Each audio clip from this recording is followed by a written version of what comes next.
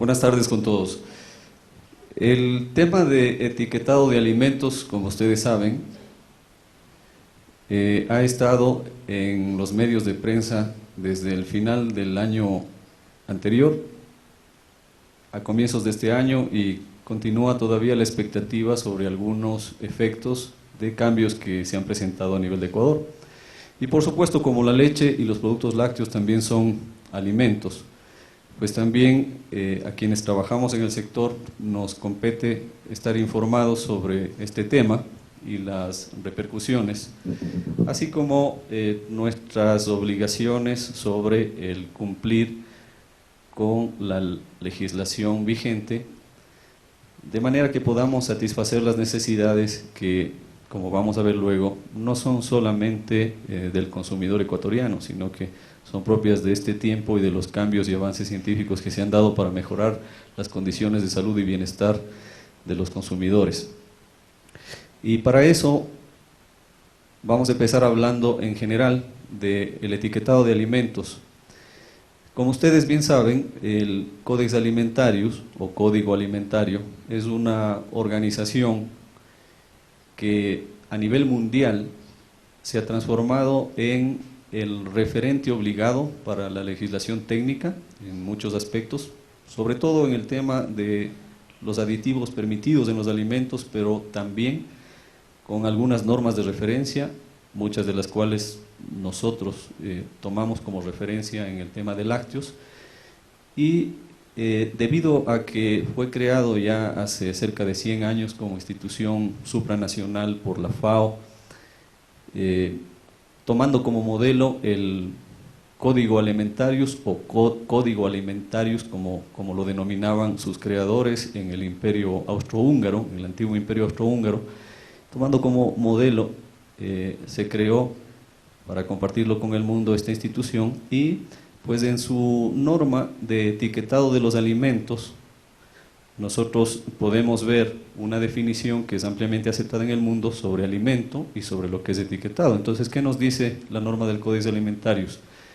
Alimento es toda sustancia elaborada, semi-elaborada o en bruto que se destina al consumo humano, incluidas las bebidas, el chicle y cualquier otra sustancia que se utilice en la elaboración, preparación o tratamiento de alimentos, pero no incluye los cosméticos, ni tabaco, ni las sustancias que se utilizan únicamente como medicamentos. Estas dos últimas partes son importantes de tenerlas en cuenta, porque en la tecnología de alimentos a nivel mundial se han ido desarrollando nuevos alimentos que llegan a la frontera entre lo que es un alimento y lo que es un medicamento, o lo que es un alimento y lo que es un cosmético. Y es muy fácil vulnerar esas fronteras y pasarlas a otro lado, y esto tiene implicación en el tema del etiquetado, en lo que decimos al consumidor que es, en la identidad del producto, y a veces eso genera confusión.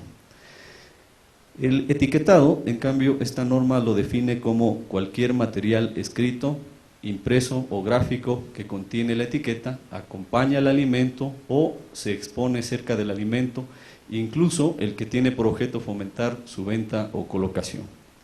Es importante tener en claro esa amplitud, ese alcance que tiene el concepto de etiquetado. Otras normas que también son muy respetables, así como la anterior, la del Codex Alimentarius, la de las regulaciones o normatividad técnica de la Unión Europea, también lo son porque provienen de un sustento científico, de investigación científica generada por instituciones creadas por ellos, que tienen rigor y validez de obtener datos, comprobarlos y que se transformen en creíbles por parte de la comunidad científica y que puedan ser aplicadas de manera general con confianza. Entonces, la normativa, la regulación europea para el etiquetado de alimentos, es importante notar que dentro de los requisitos generales que establece, dice lo siguiente: ni el etiquetado, ni la presencia de los productos alimenticios, ni la publicidad sobre los mismos deberán, primero, inducir a engaño al consumidor respecto a las características, las propiedades o los efectos. Esto es importantísimo porque nuestra normativa nacional de etiquetado, la legislación nacional de etiquetado considera esto, está muy alineada con códex alimentarios y con otras normas técnicas como esta, que también está alineada a códex alimentarios y que son base de un consenso mundial.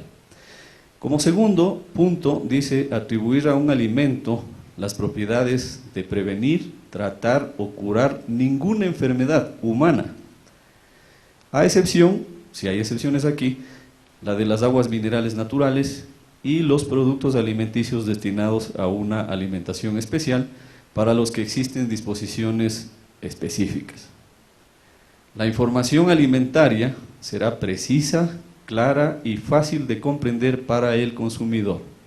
Aquí la legislación europea, esta directriz, toma algo que ya el Códex lo define en consenso mundial, que son estas características específicas de lo que debe ser una buena práctica de etiquetado en los alimentos. Además, como les mencioné, el Códex también tiene algunas normas técnicas que son de referencia obligatoria para quienes trabajamos en alimentos y nos permite también tener una idea más clara sobre la identidad de los alimentos, porque al hablar de etiquetado de alimentos, al hablar de la información que el fabricante coloca en la etiqueta, en el rótulo del alimento, estamos hablando de información que está muy relacionada con la identidad del alimento. O sea, estamos tratando de comunicar al consumidor qué tipo de alimento es y, dentro de lo que se permite por la legislación técnica, qué propiedades diferentes tiene o de beneficio para el consumidor. El Códex Alimentarios, en una de sus normas, que es la norma 192, que en realidad es una norma para aditivos, tiene una información en su introducción, en la introducción del texto, en la introducción del documento de la norma, existe una referencia al sistema de clasificación de los alimentos, que es el sistema creado por Codex y aceptado a nivel mundial, que clasifica categorías y subcategorías de alimentos y nos orienta a tener una idea más clara de cuál es la identidad de cada uno de los alimentos que está dentro de esta gran familia que son los productos lácteos. Ustedes saben que con la leche, materia prima, leche cruda, se pueden realizar por procesamiento una cantidad bastante grande de productos lácteos, con características definidas que forman subfamilias o categorías y subcategorías. Por ejemplo, aquí podemos ver en la diapositiva la leche y las bebidas lácteas, dentro de las que también constan la leche y el suero de mantequilla naturales, la leche natural, el suero de mantequilla natural. Al hablar de natural acá está hablando de la que proviene del ordeño y luego es por lo menos higienizada, ¿sí? O sea, no significa leche cruda. Las bebidas lácteas, las leches fermentadas, etc. Continúa esta norma y sigue con el resto de clasificaciones. Podemos ver ahí la leche condensada, la nata o crema, la leche en polvo, el queso y los productos análogos, queso no madurado, queso madurado, con sus distintas subcategorías. Queso de suero, queso elaborado fundido, productos análogos al queso, queso de proteínas, los postres lácteos, suero y productos a base de suero, suero líquido y productos a base de suero líquido, suero en polvo y productos a base de suero en polvo. Esta clasificación que está en ese documento es aceptada a nivel mundial y es un elemento direccionador para poder nosotros entender qué tipo de producto estamos trabajando. Eso para las empresas que innovan y desarrollan más allá de lo que comúnmente en la industria nacional se conoce, los quesos, la leche, los quesos y los yogures, ¿sí? Pero ustedes entienden que esos no son los únicos productos que se han desarrollado a partir de la leche, hay una infinidad. Se dice que en el Ecuador tenemos una variedad de productos lácteos que representa apenas el 30% de toda la variedad desarrollada en el mundo de la familia de los productos lácteos. O sea que hay prácticamente 2/3 de la cantidad, de la diversidad de productos lácteos que se han desarrollado o que se conocen en el mundo, que aquí en Ecuador todavía no los hemos desarrollado. Eso significa que hay también un espacio de oportunidad para que los emprendedores, los empresarios, podamos desarrollar nuevos productos para el consumo nacional. Esta norma también es muy útil porque después de esa clasificación pues hace una explicación un poco más detallada para orientar a qué se refiere con el nombre de cada categoría. Por ejemplo, aquí habla de que el queso de proteínas de suero que citó antes, aquí explica de qué se trata. Dice, se entiende por queso de proteínas de suero el producto que contiene la proteína extraída del componente de suero de la leche. Estos productos se elaboran principalmente mediante la coagulación de proteínas de suero, entre ellos se incluye, por ejemplo, el queso ricota, que nosotros creo que todos conocemos. Y este queso, que es un queso obtenido del suero, pero de las proteínas del suero, es diferente del queso de suero. ¿Sí? Hace esa aclaración porque hay otro producto que se llama queso de suero. En Ecuador tenemos el queso ricota. El queso de suero quizá no es muy conocido para ustedes, pero en el resto del mundo se lo conoce. Y así, les invito a que lean esta norma y que la utilicen como referencia, porque les va a permitir tener una mejor idea y orientación de la identidad de cada producto. No solo existe este detalle para los productos lácteos, el Codex Alimentarius en esta misma norma clasifica a todos los demás grupos de alimentos. Por ejemplo, después del grupo de lácteos viene el grupo de aceites y grasas, vegetales, frutas, etc. ¿Cuáles son los objetivos del etiquetado en general a nivel mundial? Dos son los objetivos principales: la información y protección del consumidor contra prácticas abusivas y facilitar la elección adecuada de los alimentos, como objetivo principal. Segundo objetivo principal, garantizar la lealtad de las transacciones comerciales. Y la importancia que tiene el etiquetado es porque constituye un instrumento útil para, primero, en el caso de las industrias agroalimentarias, el fomento de la competitividad, las condiciones de competencia leal y la unidad de mercado. En el caso de los consumidores les permite una información veraz, rigurosa y comprensible, el derecho a la elección u opción de compra según la información que miran en el rótulo o etiqueta del alimento, y a las autoridades de control les brinda una herramienta o una norma de referencia armonizada. Pero no podemos dejar de ser conscientes de que en el mundo actual, especialmente en las zonas urbanas, en el Ecuador, se han ido cada vez incrementando malos hábitos alimentarios unidos al sedentarismo.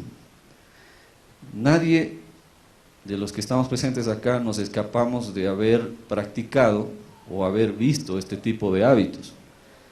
El que cada vez dejemos de caminar, el que cada vez evitemos subir las gradas, el que comamos comida poco saludable, el que tengamos hábitos de trabajo inclusive que nos vuelven mucho más sedentarios cada vez.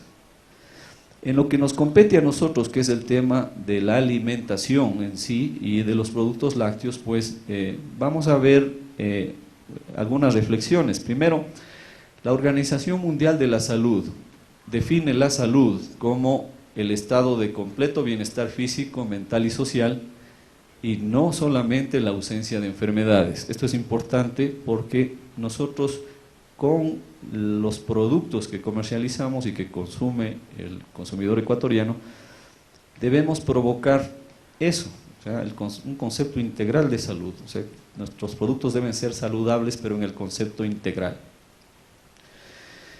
En el mundo y la Organización Mundial de la Salud, ustedes pueden leer los documentos que se generan ahí, se está en los últimos años cada vez concientizando sobre un tipo de enfermedades que son propias de esta era en la que vivimos y que se les ha denominado enfermedades crónicas no transmisibles, o en sus siglas en español SNT.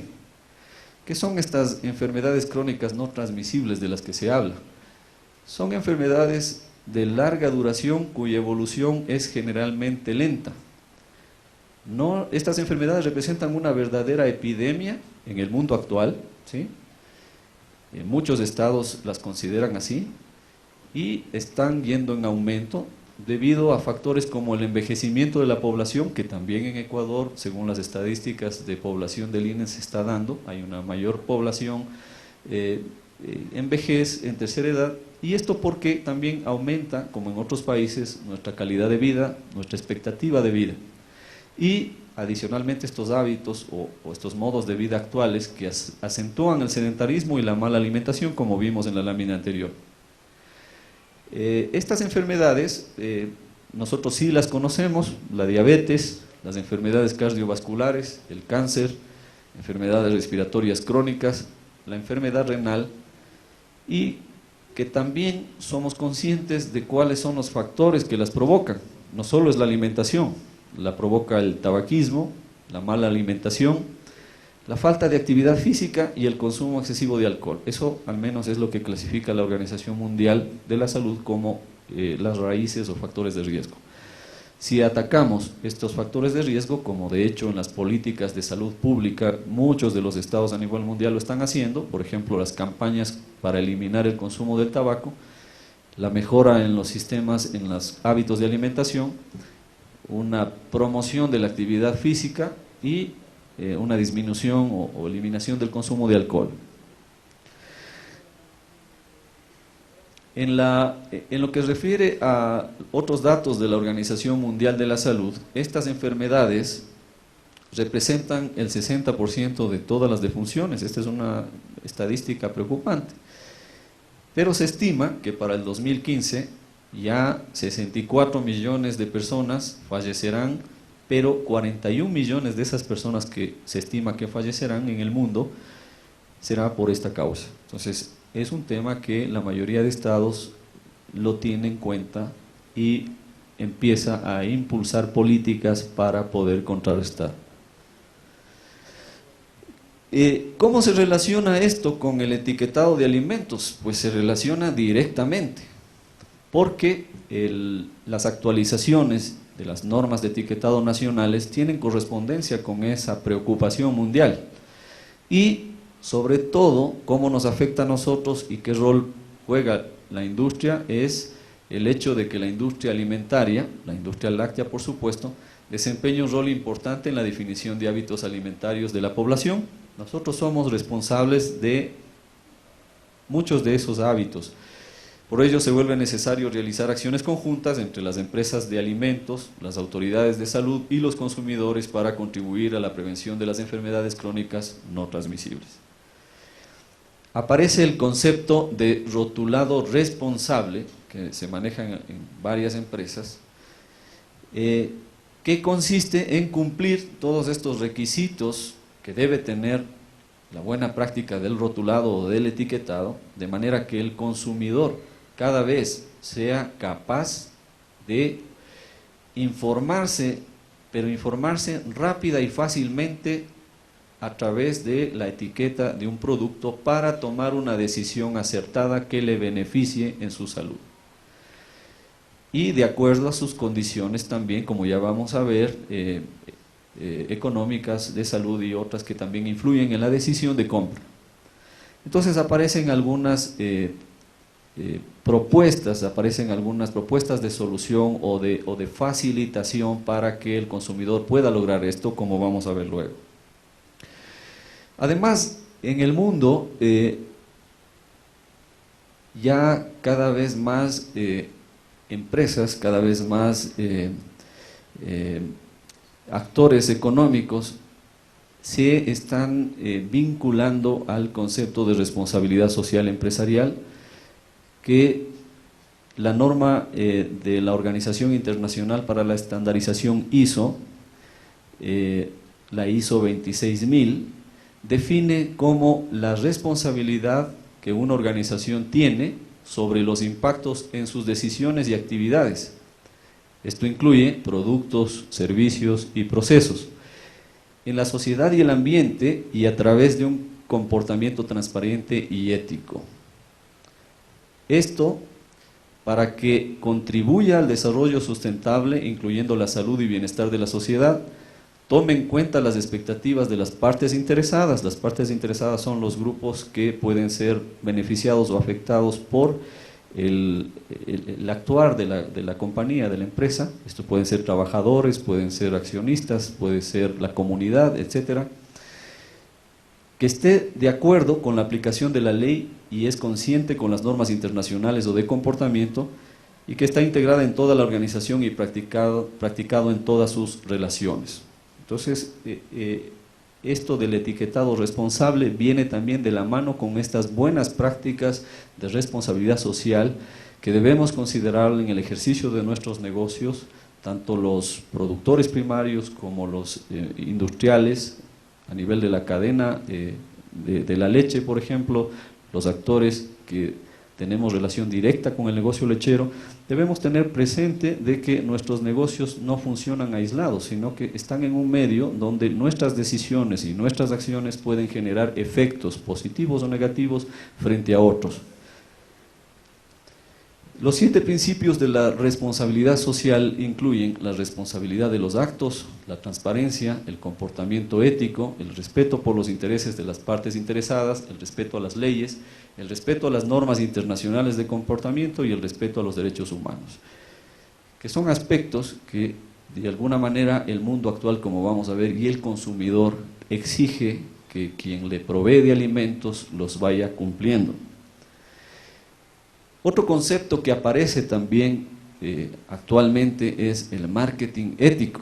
¿Sí? Ustedes ven que la ética está presente, producto de esta responsabilidad que tienen los negocios, en este caso el negocio alimentario, el de la leche, frente a la sociedad.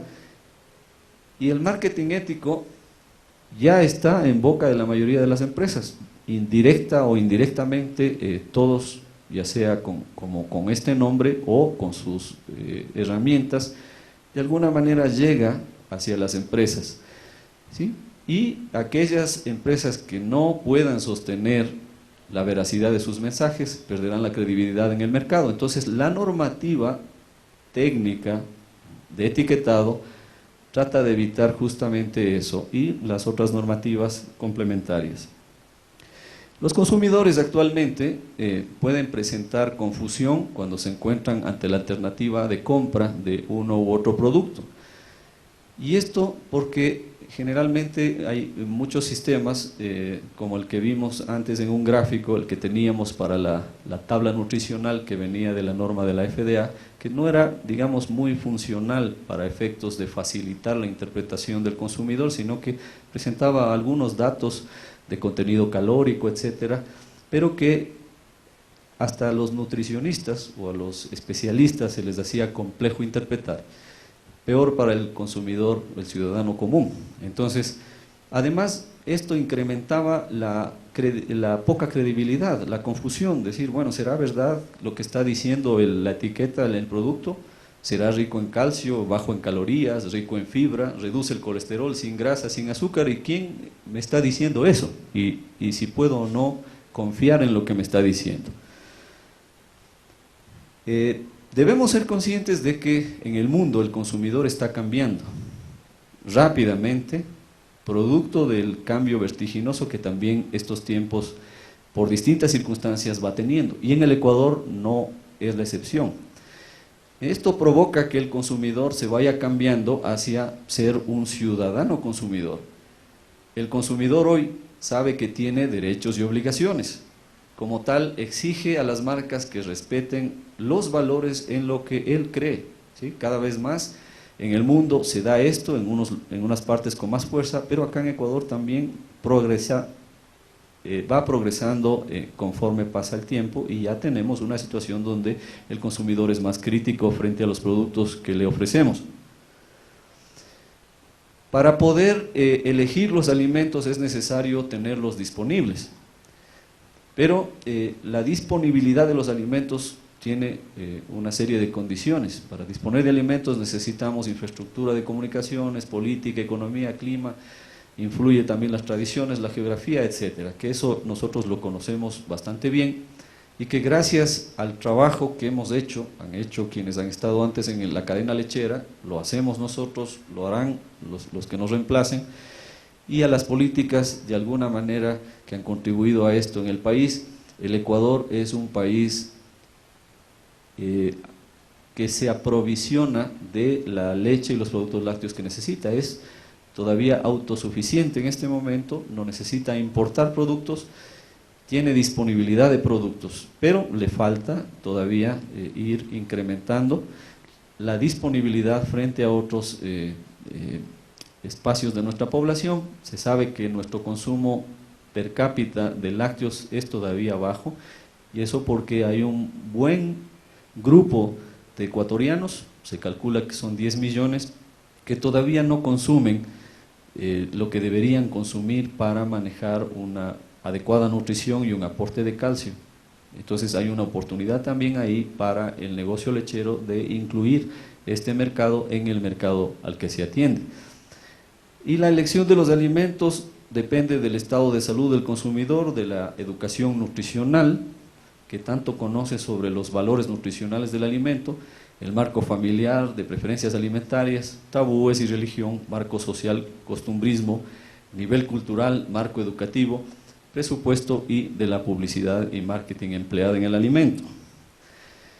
Este es un dato importante tomado de un estudio que se ha hecho en Inglaterra, de una organización llamada Business in the Community, con sus siglas en inglés BITC, que reúne a 750 compañías comprometidas con las prácticas sostenibles, y estas compañías están orientadas al trabajo con alimentos, y se menciona que los aspectos intangibles, o sea, aquellos que no se pueden tocar, pero que le llegan al consumidor, ¿sí?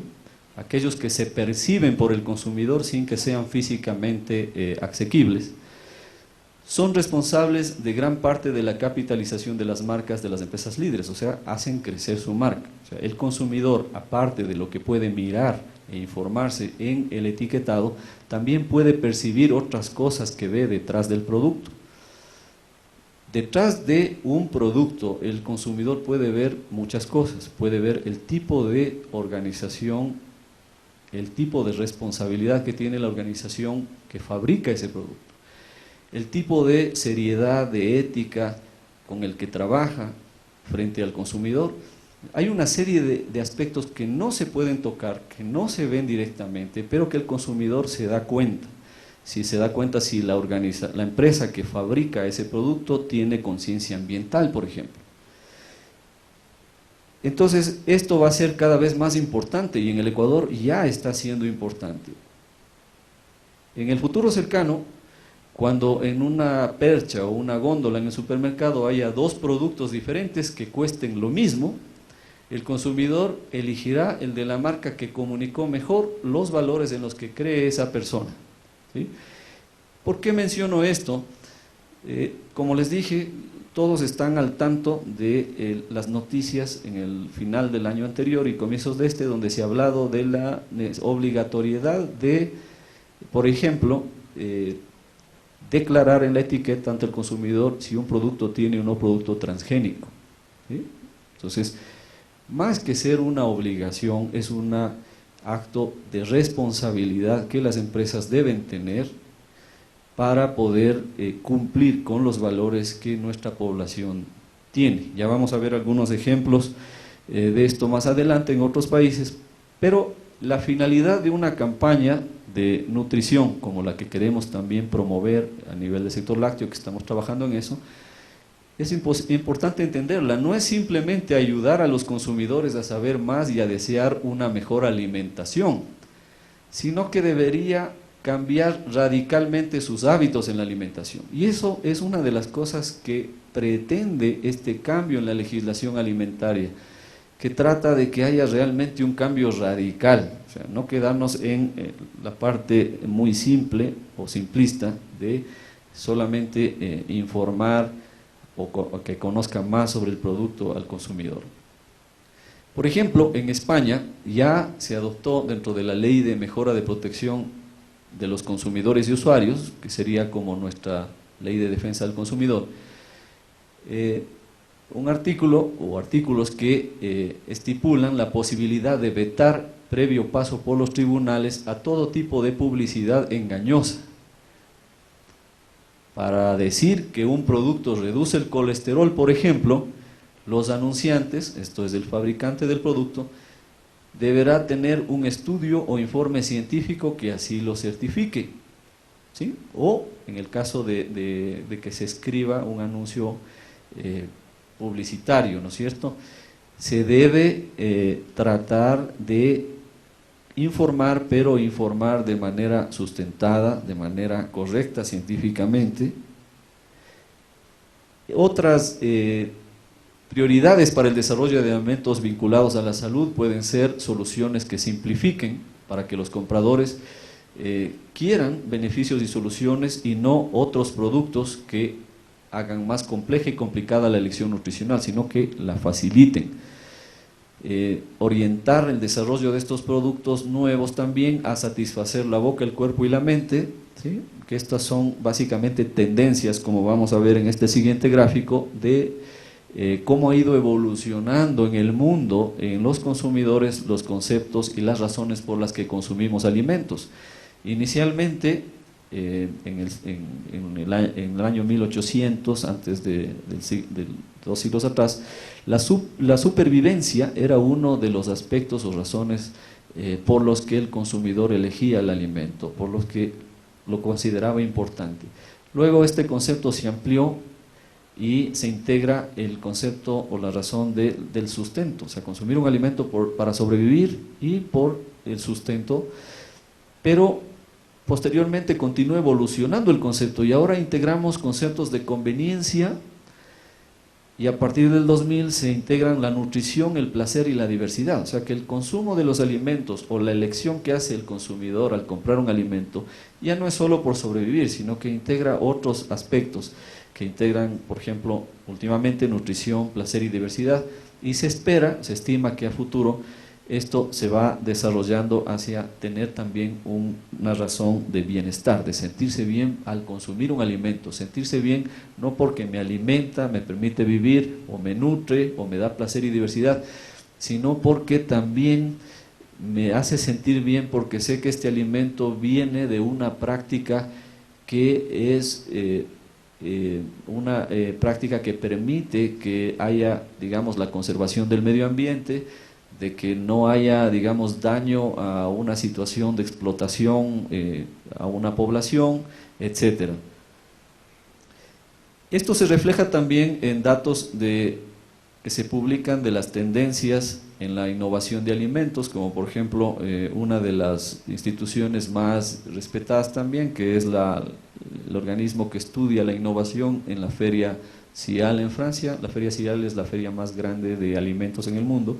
Establece que los alimentos actualmente se desarrollan bajo uno de los siguientes categorías. Puede ser alimentos que se relacionan con el placer de consumirlos, la conveniencia, la salud, la figura, la ética, y dentro de esos también el consumidor actual identifica o tiene otros requisitos adicionales. Por ejemplo, en el caso de la ética se integran aspectos de ciudadanía, de ecología, ¿sí? Por ejemplo, el queso de hoja, ¿sí? Integra un aspecto interesante relacionado a este tipo de categoría.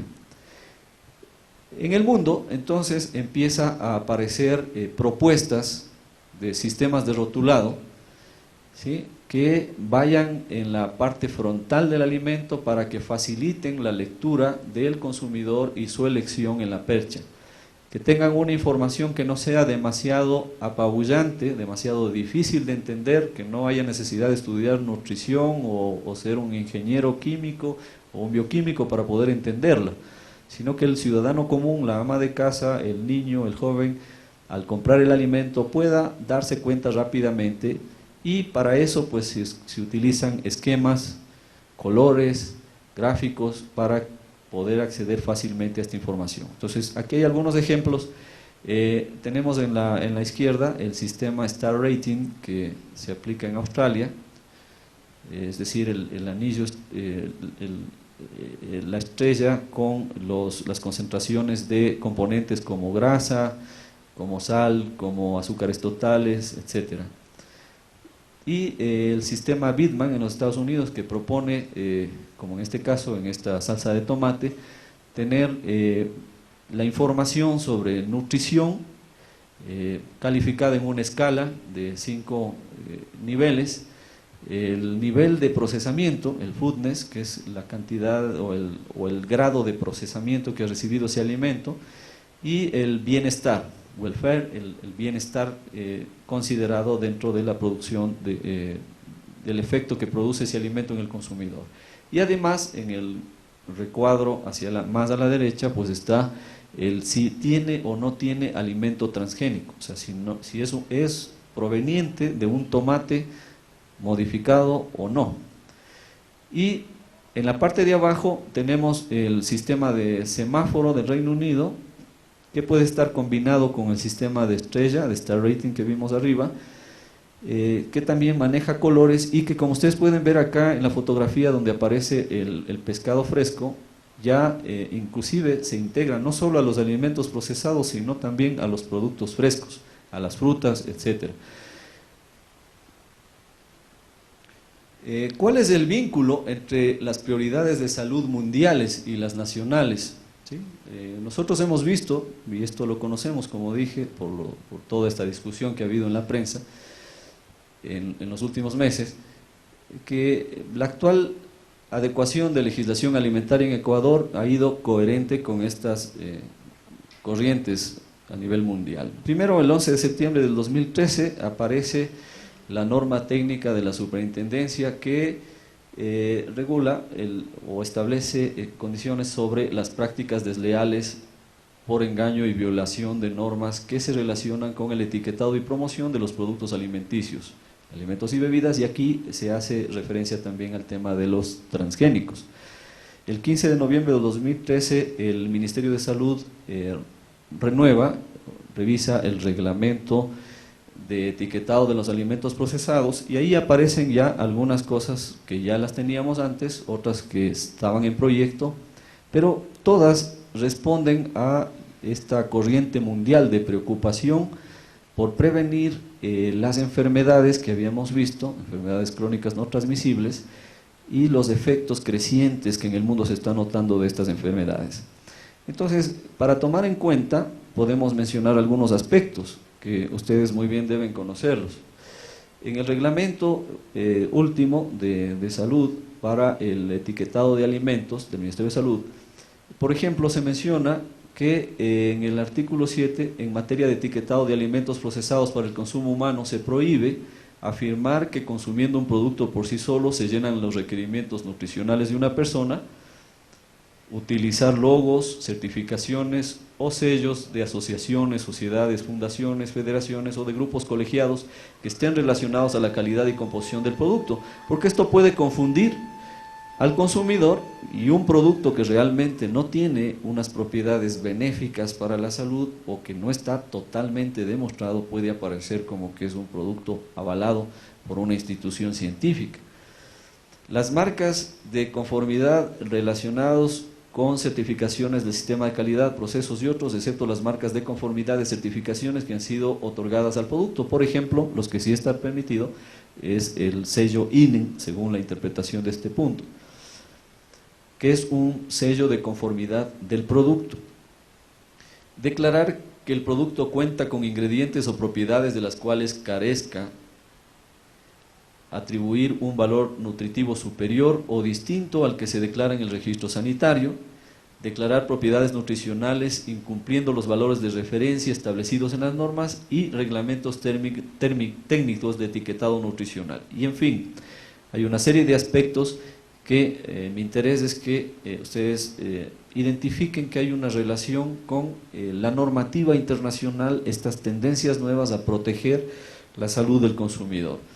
Y aparece también justo lo que habíamos visto como ejemplos en Reino Unido, Australia, los Estados Unidos, y podemos citar otros ejemplos de países también, donde ya se emplean en la cara frontal de las etiquetas maneras gráficas y con colores para expresar las concentraciones de aquellos componentes del alimento que pueden generar o aportar efectos perjudiciales y producir estas enfermedades crónicas no transmisibles. Entonces aparece la obligatoriedad de colocar un sistema de identificación en forma de semáforo, adoptando lo que ya habíamos visto, ¿sí? Acá se muestra con más claridad.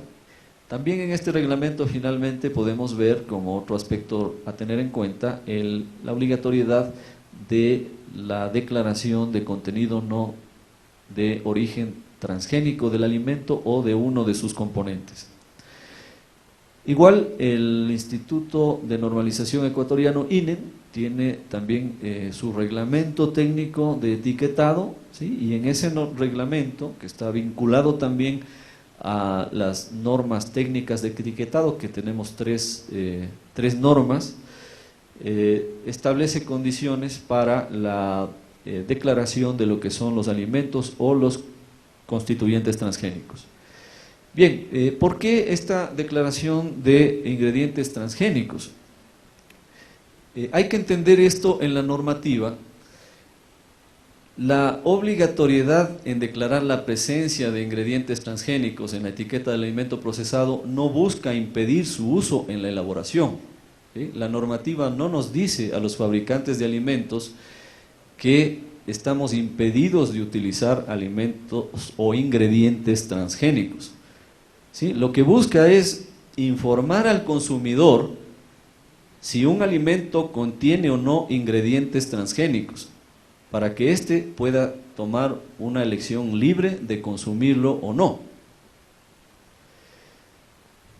¿Cuáles serían las consideraciones para aplicar la actual legislación? Primero, es importante que acá tomemos conciencia, no solo los entes privados, los que estamos involucrados en llegar con nuestros productos al consumidor, sino también los entes públicos que están relacionados, de que hay ciertas consideraciones que ya fueron recomendadas. El Comité Códex Internacional, antes de emitir o actualizar su norma de etiquetado, ya trabajó sobre esto y estableció 5 consideraciones importantes que cada estado en la actualización, en la renovación de esta normativa debería tener en cuenta. Primero, tener en cuenta la disponibilidad de datos nutricionales.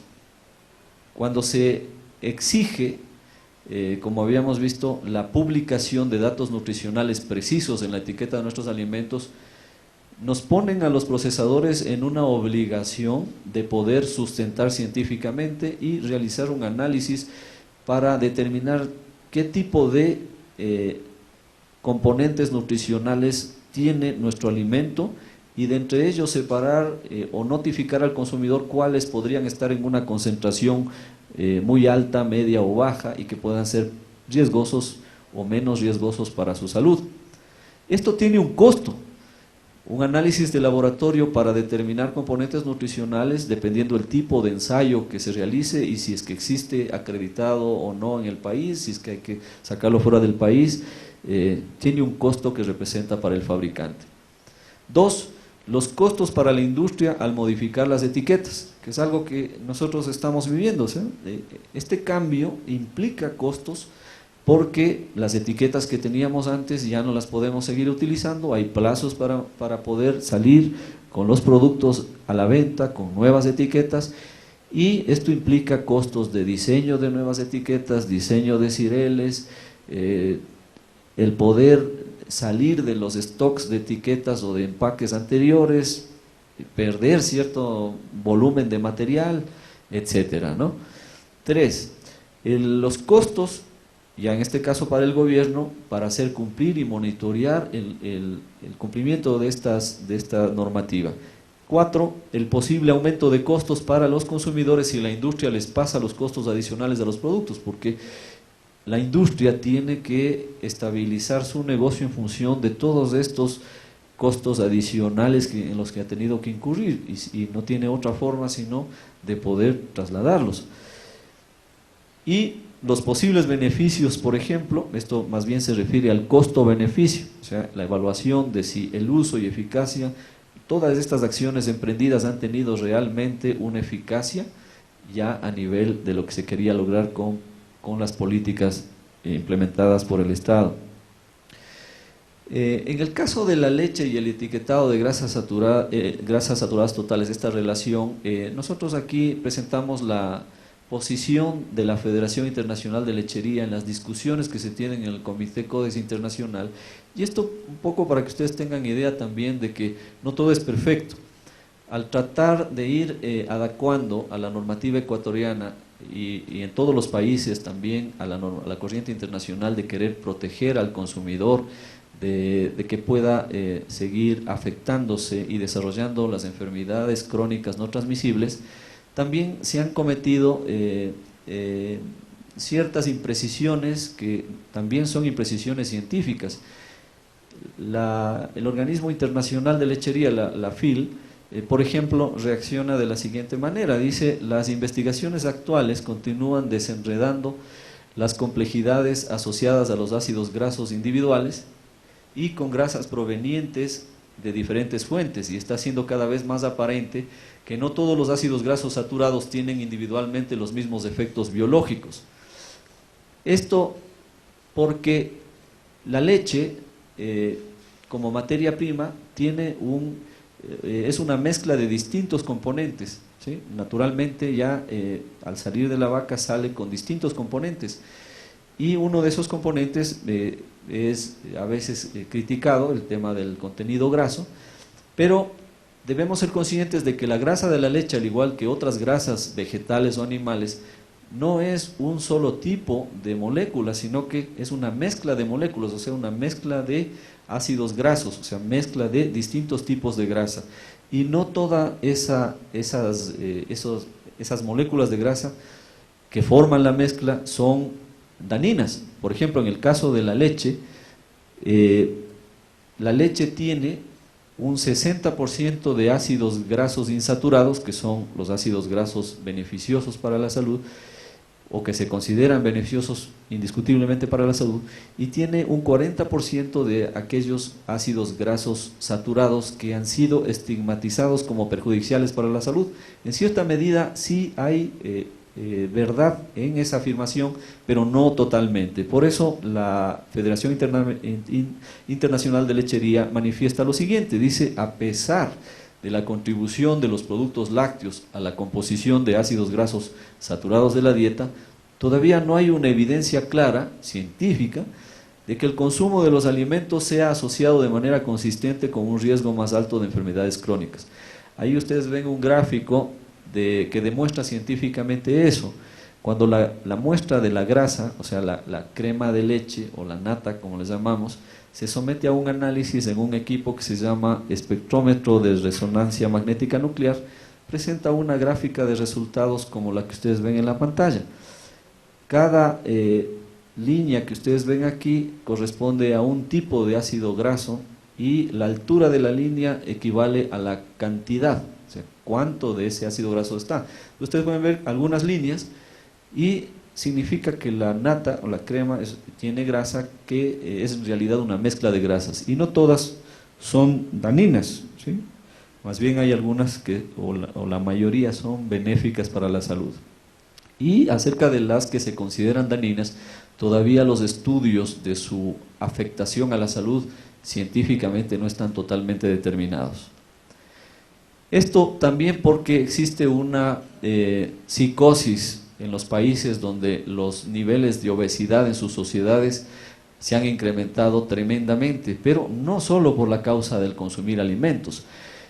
El consumo de leche y el consumo de lácteos, más que con los estudios científicos, viene respaldado por 14.000 años de historia en los que la humanidad ha utilizado a la vaca y a sus productos. Los vestigios más antiguos de uso de la leche, de domesticación de la vaca y uso de la leche y los lácteos, vienen desde hace 14.000 años.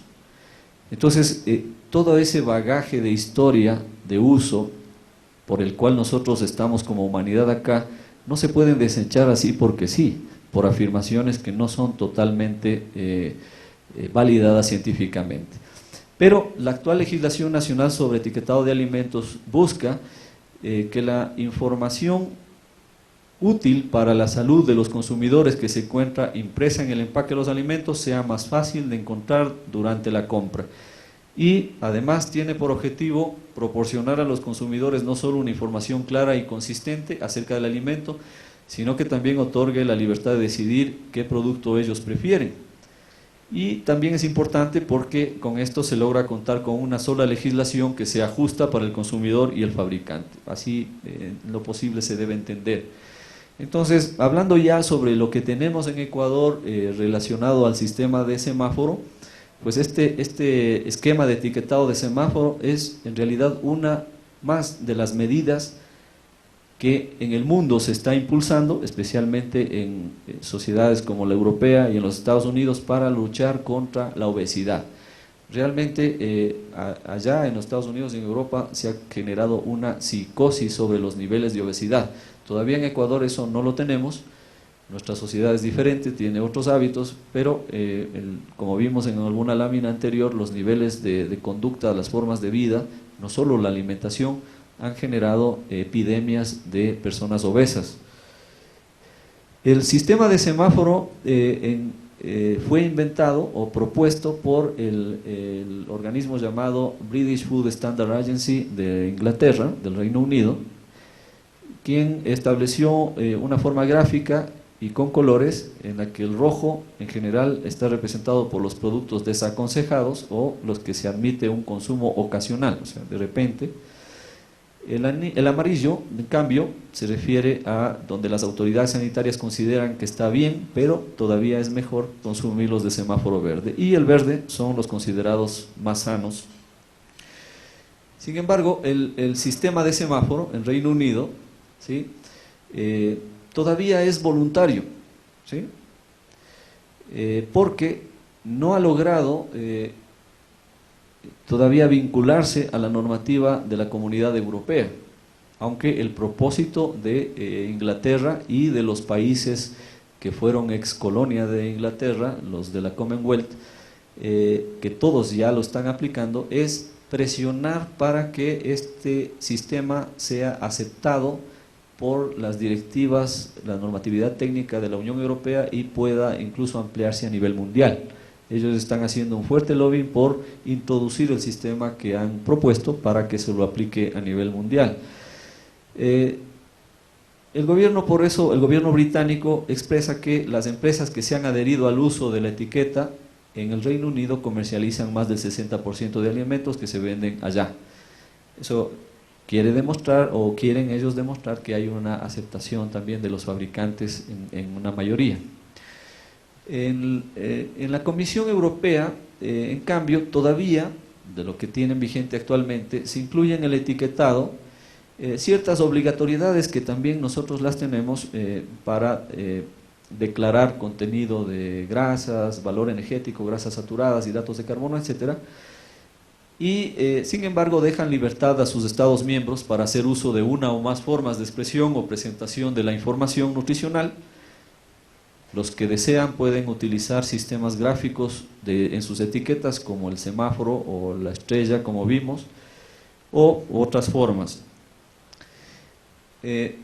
Consideramos que el sistema de semáforo, y esto no es opinión solo nuestra, sino a nivel mundial, todavía es un sistema imperfecto, es un sistema interesante por la parte de simplicidad que presenta al consumidor, pero todavía es imperfecto. ¿Por qué razón? Una de las razones que la raíz de la invención de este sistema viene del fracaso informativo de sistemas anteriores. O sea, los gobiernos que tienen más, los estados que tienen más participación en propuestas en los sistemas normativos de alimentación internacional, pues consideran que han fracasado en sus intentos de lograr unos mejores hábitos con la información al consumidor, así es que proponen esta nueva alternativa, pero se olvidan o eliminan o rompen con lo que ya el concepto armonizado que existía y que todavía es vigente, de visualizar o considerar la dieta que consumimos desde un punto de vista global. ¿Por qué les vamos a culpar solamente a la grasa de la leche sobre el problema de obesidad? si no es que consumimos leche solamente, sino que mezclamos distintos productos y puede ser que la leche no tenga solamente la culpa, sino que sea una serie de otros alimentos que aportan al contenido de grasa, de azúcar o de sal. Entonces, el concepto se desvirtúa, el concepto de beneficio de alimentos saludables se desvirtúa, y está claro que no existe un alimento bueno o malo, sino la dieta entendida como un conjunto, ¿sí? O sea, no se le puede decir a un alimento es bueno o malo, sino que en conjunto todo lo que comemos, los hábitos que tenemos de mezclar los alimentos unos con otros, que puede ser a veces errados, es lo que genera en conjunto una dieta desaconsejable. También es un error desaconsejar el consumo de algunos alimentos, en lugar de enseñar a consumirlos en la medida necesaria para crear una dieta equilibrada. Y esto porque en los tiempos actuales este debate aparece porque crece la preocupación por la mala dieta, como hemos dicho, y la corriente a la que el Ecuador se ha unido también proviene de los países anglosajones, donde han decidido partir de la base de que el consumidor no sabe comer. O sea, definitivamente, después de haber fracasado en sus políticas anteriores, han concluido que los consumidores no sabemos comer y que hay que tomar medidas más contundentes para poder ayudarles a elegir los alimentos. Se olvidan de que algunos de estos alimentos o productos que se presentan como no saludables son importantes dentro de la dieta. Por ejemplo, en el Mediterráneo, en los países del Mediterráneo, todos saben que el aceite de oliva es uno de los pilares de la dieta mediterránea, tan alabada en todo el mundo por ser saludable. Y científicamente, si hablamos ya desde el aspecto químico del alimento, como les mencioné, una grasa vegetal o animal es una mezcla de grasas. El aceite de oliva es una mezcla de grasas insaturadas, es uno de las grasas más saludables que existen, porque por su alta concentración de grasas vegetales insaturadas. Y es por eso que por muchos siglos se ha consumido en los países mediterráneos, en Europa. Sin embargo, con esta nueva normativa del semáforo, el aceite de oliva aparece con etiqueta roja. Es algo contradictorio. Lo mismo sucede con los frutos secos, que también son muy consumidos en esa área del mundo.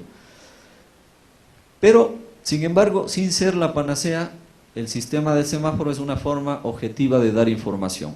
Se trata de que el consumidor sepa identificar de forma rápida y sencilla cuando un determinado contenido de grasas, por ejemplo, es alto, medio o bajo.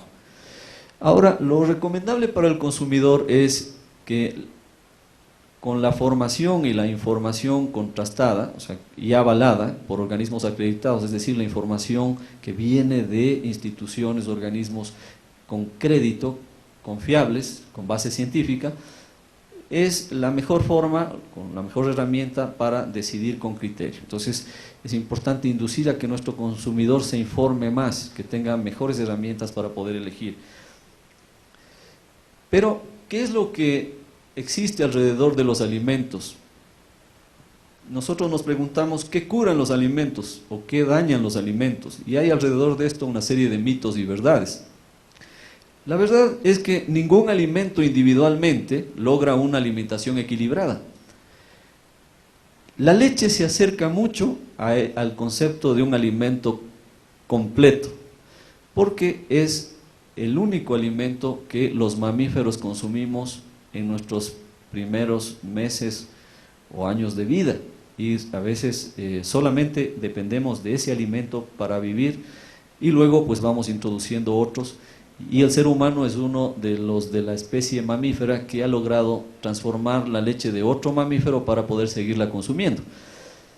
Pero no es que existe un alimento que individualmente cubra todos los aspectos de una alimentación equilibrada. La leche, a pesar de ser perfecto, todavía le falta hierro, por ejemplo.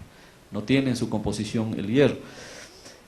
Tampoco existen aquellos alimentos dañinos per se. O sea, no podemos decir, este alimento es malo, no lo consuma, como a veces se escucha con algunos profesionales de la medicina, lamentablemente, que no están bien informados. Dicen, no consuma leche porque es malo.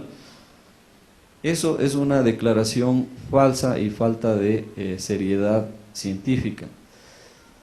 Los lácteos son de los alimentos más importantes, es un alimento básico, imprescindible por el contenido de sus nutrientes en una dieta, así es que debemos protegerlas y tratar de que el consumidor los interprete así y llevar una buena práctica de etiquetado para que así se entienda. La leche es un nutriente universal que contiene casi todos los componentes esenciales para la alimentación. ¿Y por qué nosotros como seres humanos, como mamíferos, hemos utilizado la leche de otro mamífero para poder seguir beneficiándose?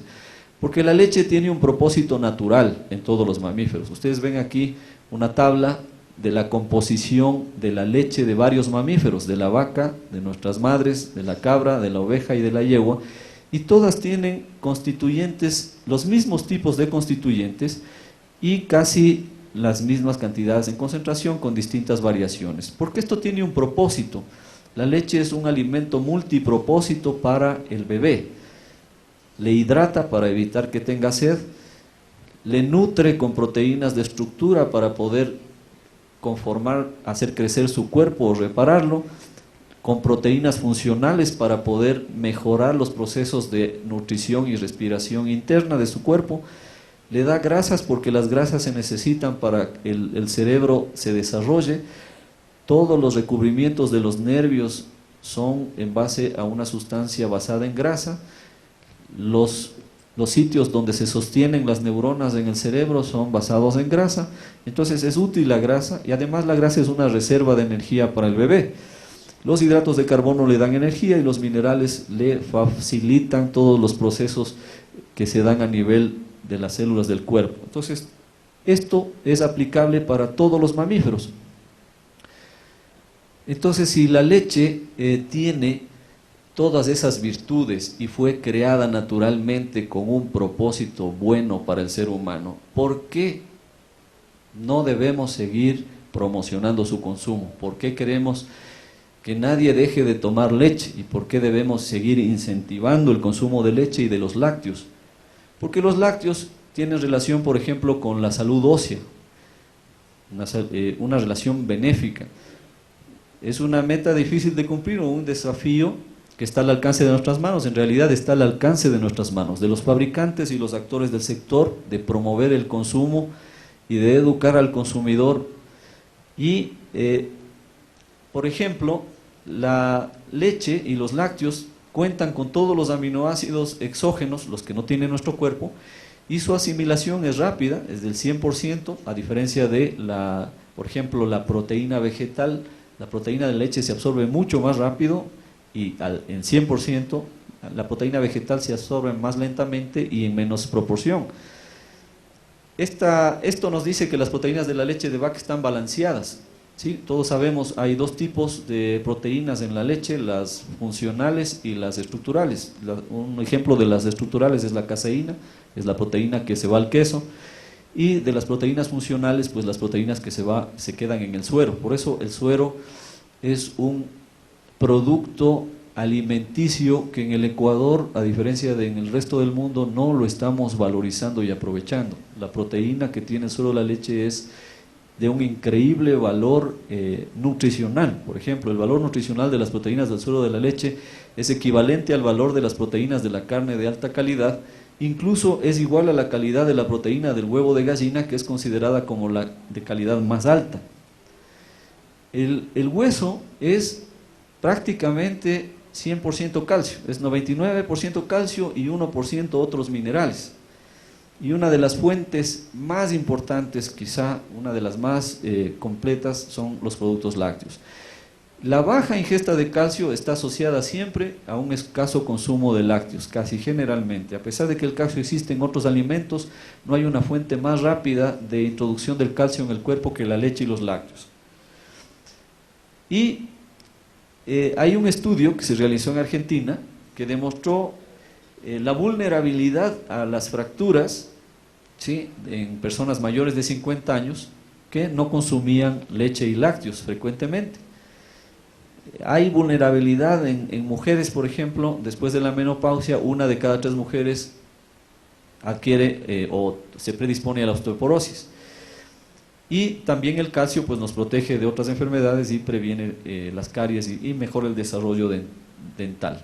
Asimismo hay otros estudios donde se demuestra cómo el bajo consumo de leche y lácteos provoca vulnerabilidad ante fracturas. Entonces por eso promovemos que los lácteos se consuman toda la vida. Entonces, ¿por qué satanizar o generar una imagen falsa en la etiqueta a nuestro consumidor de que los lácteos son poco saludables? Más bien, la norma técnica de rotulado lo que pretende es evitar eso, ¿sí? Sino más bien mejorar, como decíamos, la información del consumidor para tener una mejor elección. Aquí tenemos algunos otros datos de científicos sobre el aumento de la predisposición en hombres y mujeres a las fracturas cuando no se pasa de una determinada edad y cómo la ingesta, el consumo de leche y lácteos puede colaborar para evitar de manera preventiva fracturas en las vértebras, en la cadera, en la muñeca, por ejemplo, como vemos aquí en los estudios. Además, a nivel mundial, los lácteos aparecen en lugar preferencial en las guías alimentarias, ¿sí? Siempre los lácteos son imprescindibles dentro de la dieta. Sin embargo, las nuevas consideraciones y la nueva normativa que sigue esta corriente mundial, lo que pretende es más bien ir eligiendo mejor los lácteos que consumimos, porque efectivamente una acumulación de fuentes de grasa de los alimentos, ya puede ser lácteos, por ejemplo, los que tienen más grasa, combinados con carnes y otros que tienen grasas animales perjudiciales, pues puede ocasionarnos problemas a la salud, como los que mencionamos. Entonces es recomendable usar este mismo criterio del semáforo para definir dentro de la familia de los lácteos cuáles lácteos se recomiendan consumir más y cuáles ocasionalmente, como habíamos mencionado. Bien, esta reflexión en la presentación pretende demostrar que la normativa técnica que hemos adoptado en Ecuador no está desvinculada de la corriente mundial. Si bien genera una serie de dificultades y costos para los productores, es necesaria. Y es necesaria porque la industria láctea del Ecuador es una industria responsable. Asume su rol de responsabilidad con la sociedad ecuatoriana y desea seguir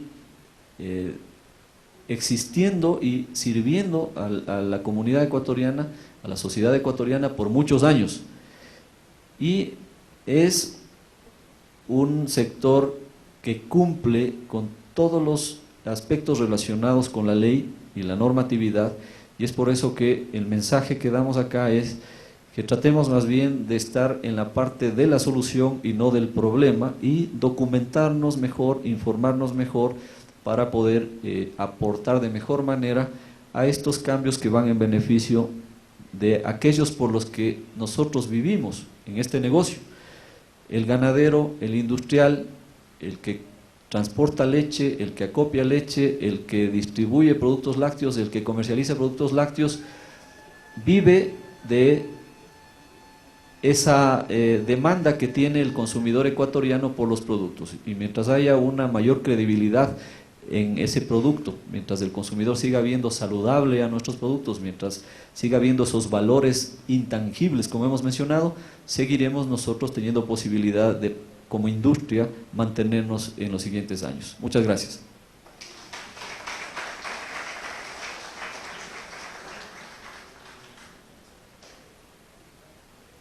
Agradecemos a Rafael Vizcarra. ¿Tienen alguna duda, inquietud? Este tema estuvo muy interesante. ¿Tienen alguna duda? ¿O todo quedó perfectamente claro? ¿Sí tienen alguna duda? Por favor, que nos ayude con el micrófono. Espera un ratito, ¿sí?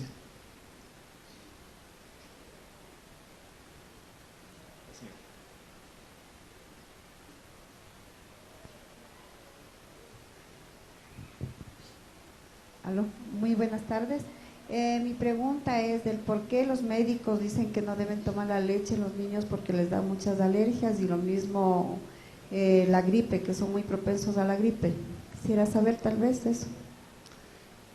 Sí, bueno, gracias por la pregunta, porque a nivel mundial existe todavía pruebas no concluidas respecto a factores adversos de algunos alimentos, no solo la leche. Uno de esos, por ejemplo, es el que habíamos mencionado, los productos transgénicos. Hay una discusión inconcluida todavía, no conclusa, porque no se han acabado de un bando y de otro bando las pruebas concluyentes para decir si son buenos o si son malos. En el caso de los médicos, nosotros como industria tenemos relación con algunas organizaciones que incluyen científicos, también médicos, nutricionistas a nivel panamericano, a nivel mundial, y también en Ecuador hemos llevado a cabo eventos informativos al consumidor, como el Foro del Sector Lechero Ecuatoriano, y conversando con médicos de distintos países, haciéndoles la misma pregunta que usted nos hace, y quizá de manera general, preguntándoles por qué algunos médicos recomiendan no consumir leche a algunos pacientes, pueden ser niños o pueden ser adultos. Entonces, a lo que llegamos en una conversación, en un foro, con varios médicos nacionales y extranjeros, a concluir es que el origen de eso es a una desinformación. Yo les sugiero que revisen, por ejemplo, solo como ejemplo, el pensum académico con el que se forman nuestros médicos aquí en el Ecuador. ¿Cuáles son las materias que ellos estudian desde el primer año de medicina hasta cuando salen graduados de médicos cirujanos? Y ubiquen si es que alguna materia dice nutrición. No hay.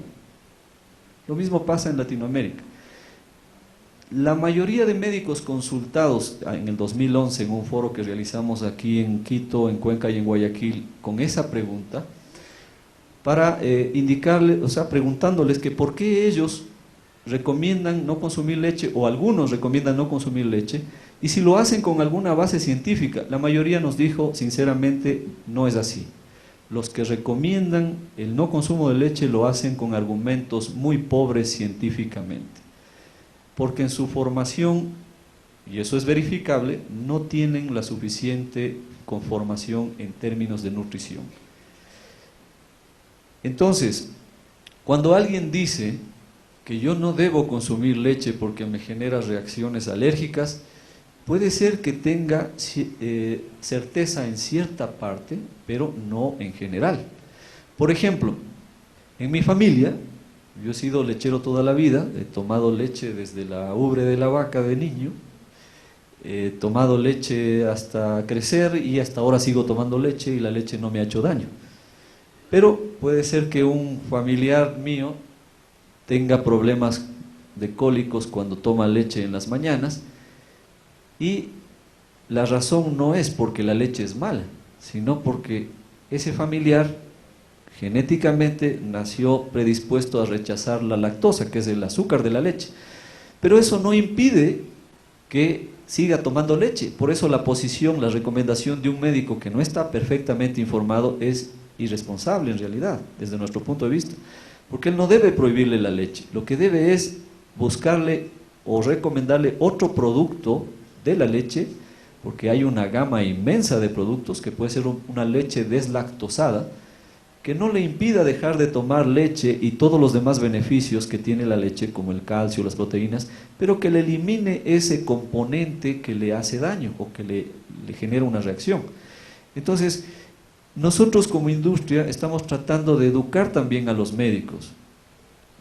En abril vamos a tener un foro, el sexto año que realizamos, donde vamos a invitar asimismo a muchos médicos, a periodistas inclusive, para que se informen sobre este tema, y algunos profesionales científicos internacionales que vienen con colaboración con el Ministerio de Industrias y el gobierno provincial, para justamente ir educando y también a la población sobre el verdadero valor que tiene la leche y los lácteos, y el perjuicio que generan al consumidor al hacer declaraciones falsas, ¿sí? Que a veces, por venir de profesionales que creemos que tienen argumento, pues pueden también generar pérdida para el consumidor. Por ejemplo, un niño que no reciba aporte de calcio, pues es terrible, ¿sí? Esa es nuestra opinión.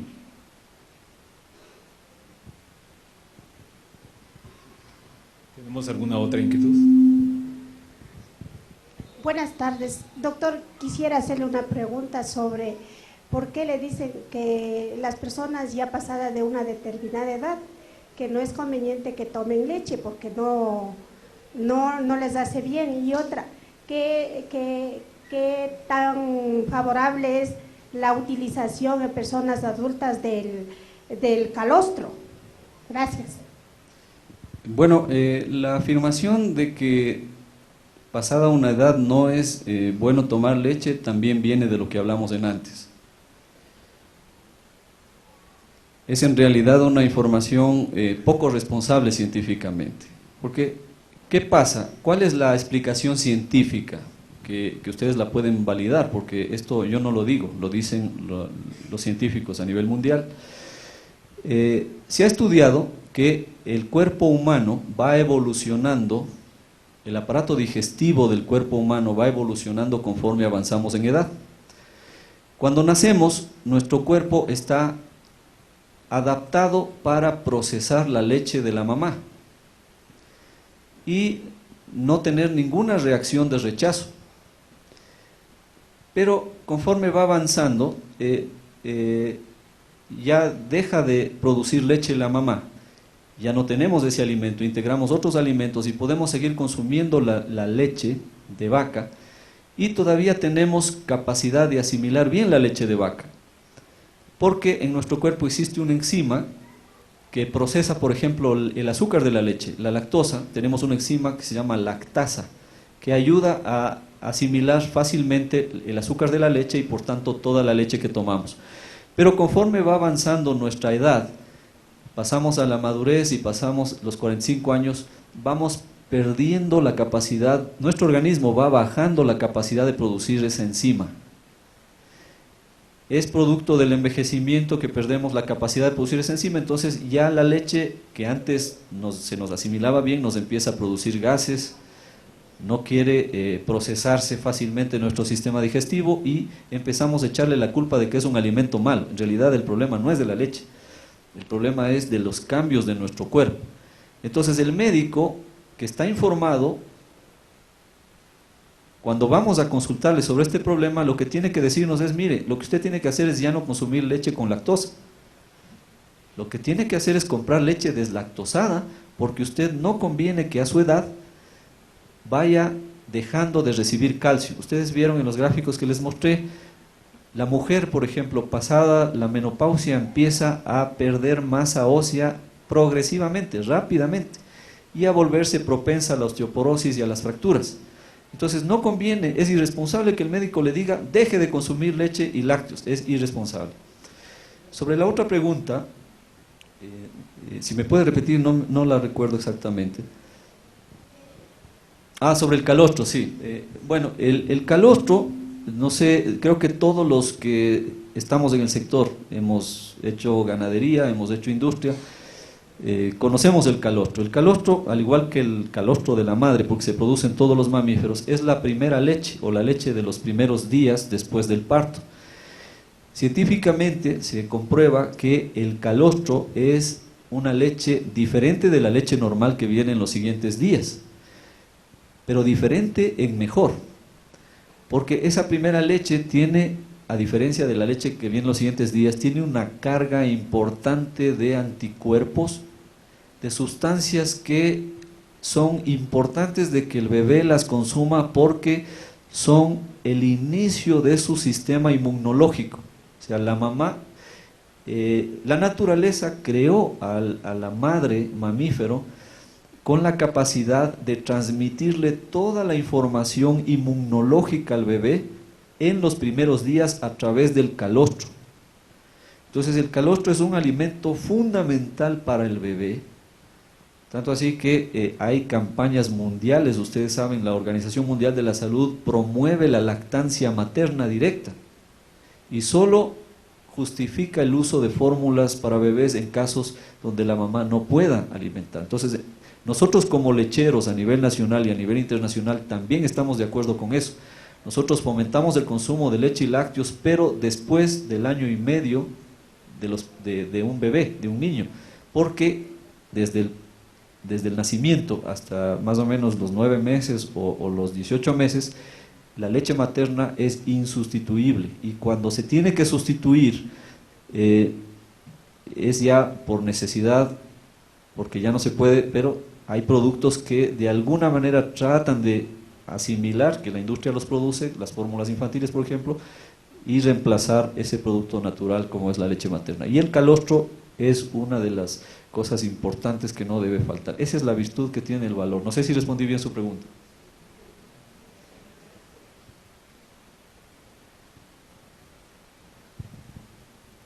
Buenas tardes, doctor. Quiero hacerle una pregunta sobre lo que es el rotulado de esta nueva normativa del semáforo. De acuerdo al tipo de empresa tenemos unos ciertos plazos. Para las grandes industrias es hasta mayo y las pequeñas hasta noviembre, pero también hay una parte que dice el agotamiento de stock debe ser hasta diciembre. ¿Nos puede aclarar un poco en esto? Bueno, lo que nosotros conocemos es esta obligación que usted menciona.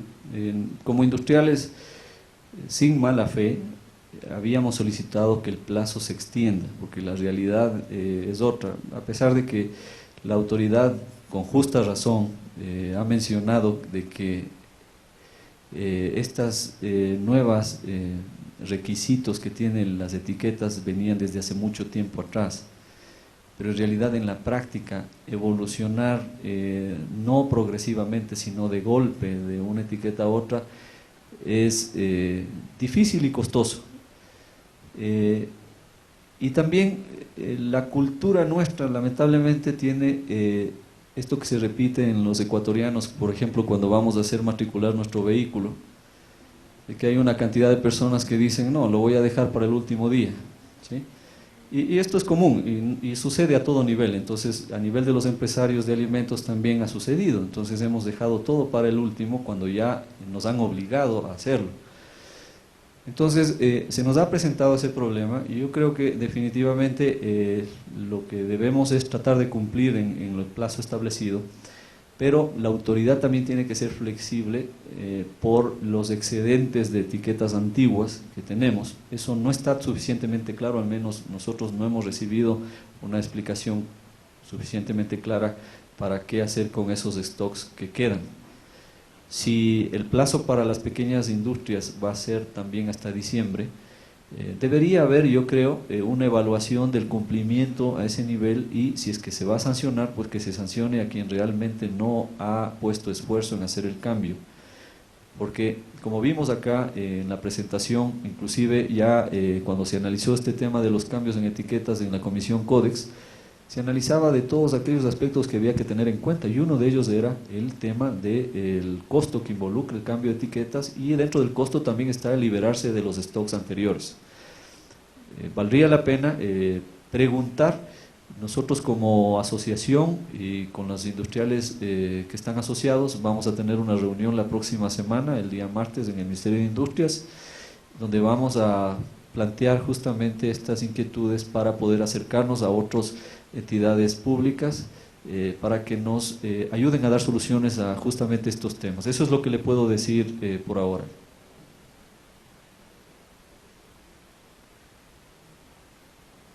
¿Tenemos alguna otra inquietud?